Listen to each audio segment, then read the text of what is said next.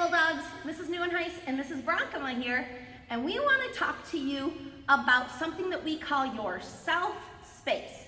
Now, self-space is the space that only you are in.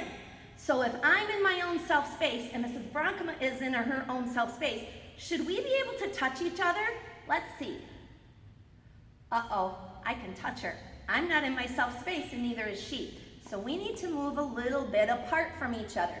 Now, one good way we can think about this is kind of like a hula hoop.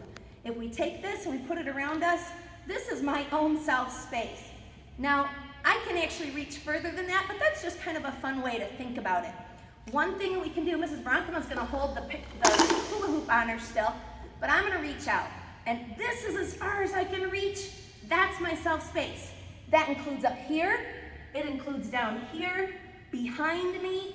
And one thing that you can do is, let's pretend that we're painting our self-space. So you can put your hula hoop down. Take your hands. And we're going to pretend that we have two colors of paint. I'm going to pick red and green. Ooh, kind of Christmassy. But I'm going to have my hands as paintbrushes, dip them in that paint, and we're going to paint our self-space. We go all the way up as high as we can, all the way out to the sides. I need to make sure that my paint doesn't mix in with Mrs. Bronkema's because we don't want, Mrs. Bronkema's using a roller. I see that. She's going all the way down.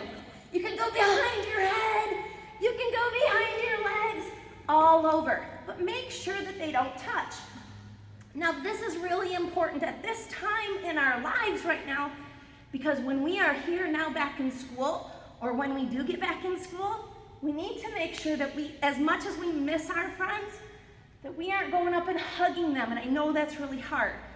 Our self-space, also, I bet you've heard this word called social distancing, and that's kind of the thing that we're gonna work on.